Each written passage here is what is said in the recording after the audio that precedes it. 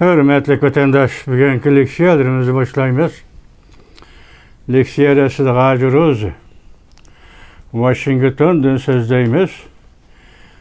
Bugünkü İslah 2024 yıl 1. ayının 28. günü hürmetli vatandaş. Bugünkü vaziyetlerimizden eysak. Bugünler tenki yetkelgen haberde Amerika Koşmuş Ştatları, Avrupa'da Büyük Britanya'da, İngiltere'de, yaki İngiltere'ye atom yadro kuralları uğurlaştırdı. Bu haberini Çağlan'dan nezari torbetinden gördüm. Hem burada Moskva yaki Rusya tilgelinipti. Her ihtimalga karşı. İkinci vaziyet hazır Cumhurbaşkanı yani Cumhurbaşkanı Partiyası. Reis Sekreter Xi Jinping öy imaret başkuruş hukukunu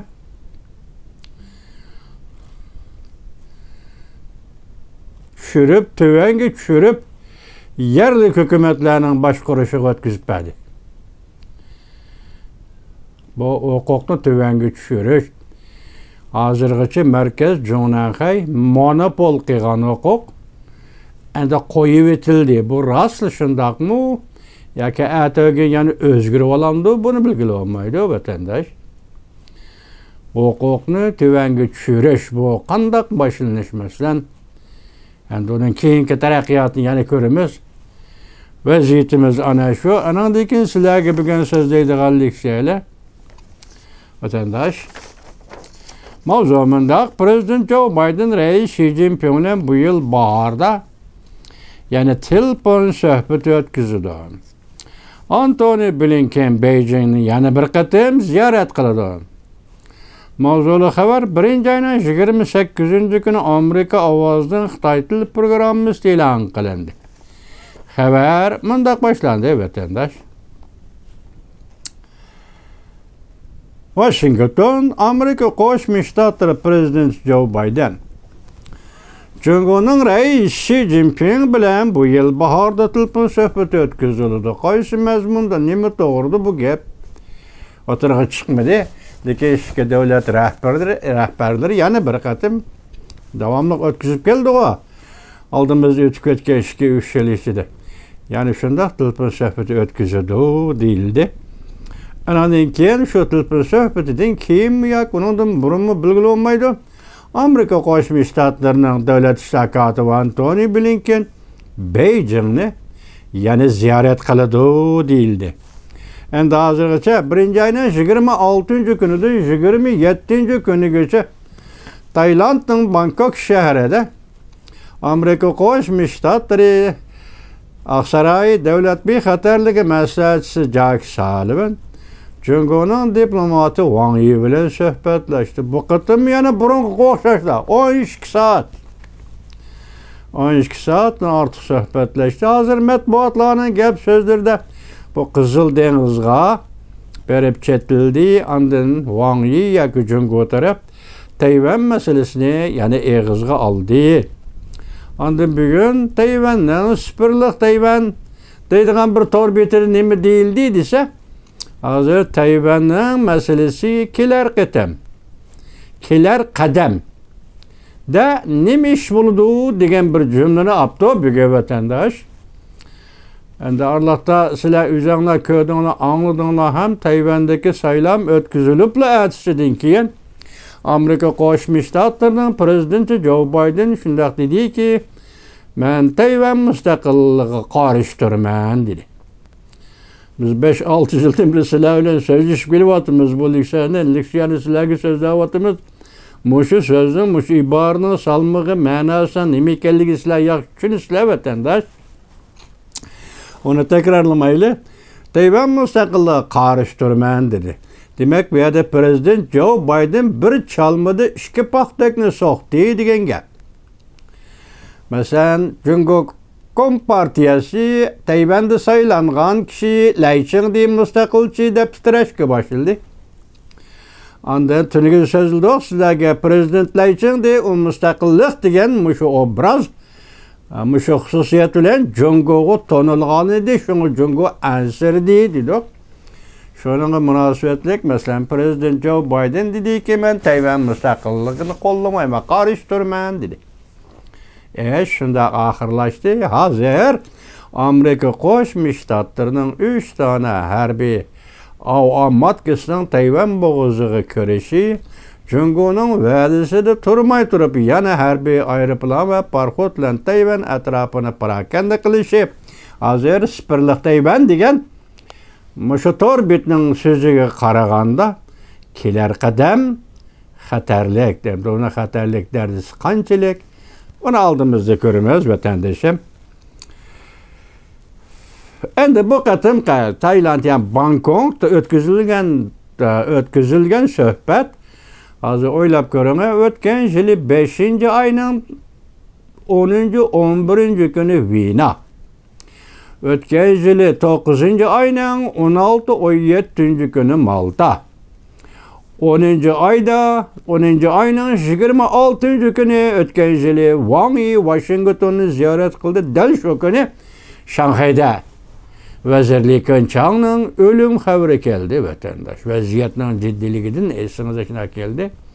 Hazır endi bugün sizlerge yetkizilgan muş leksiyadaki haber. Çünkü o Kompartiyası bilen Amerika Koşmuş Ştatları oturысы yuqori derecelik. Yuqorisi prezident, yuqorisi Jungo'nun reis Xi Jinping, ulardan tüven derecelik devlet işler katibi Antony Blinken, Jungo'nun taşqi işler diplomatı Wang Yi, anandan keyin Aqsaray devlet bexatarligi maslahatchisi Jack Sullivan, muşu rahbarlar oturısıdaki bardı keldi münasebetler.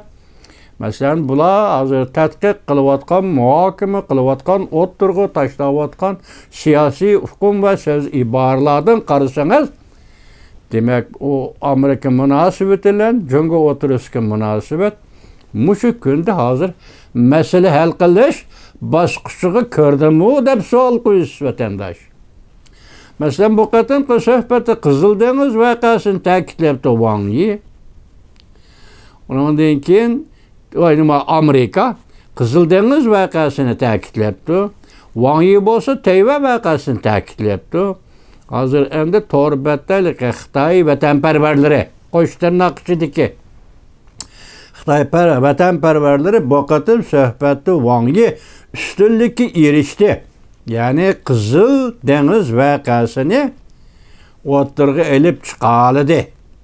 Bunun bayanatda Wang Wenbin, Jungo'daki bayanatçı Wang Wenbin bayanat ilan kılıp Qizil dengiz etrafındaki devletlerinin egelik hukuki ve zemin bütünlüğü hürmetki elinişi lazım.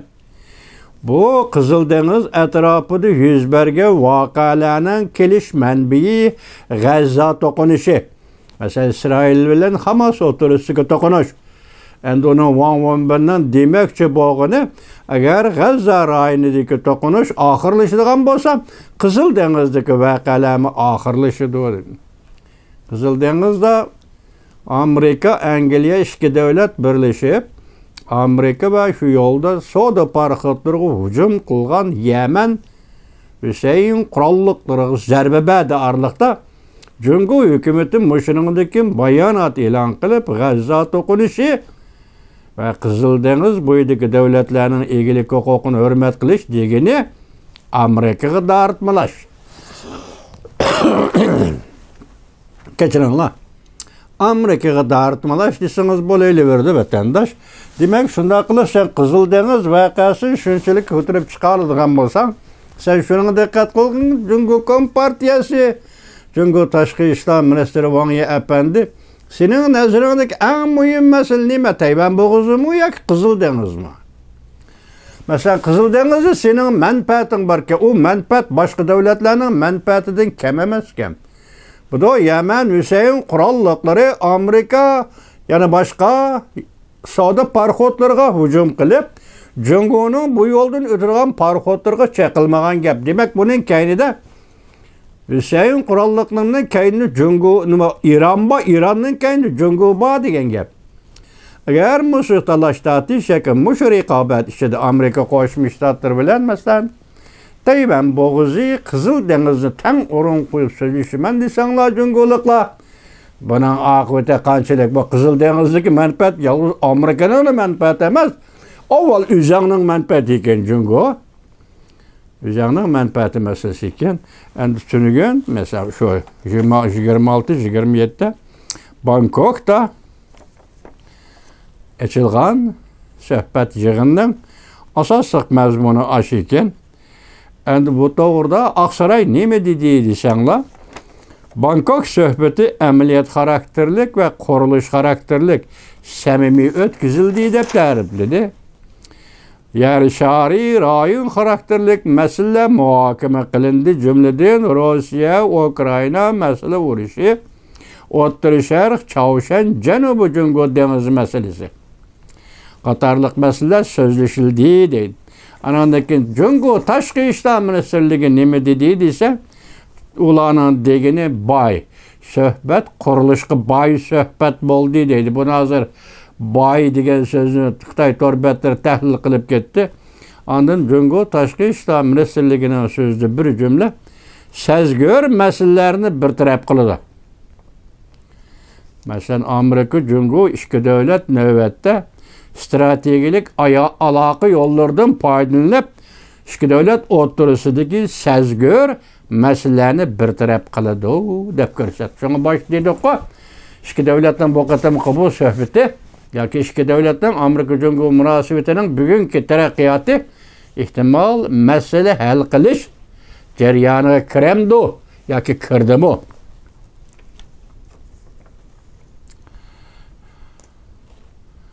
Diken sualını koyumuz vatandaşlarım sizlerine aldığınlığa.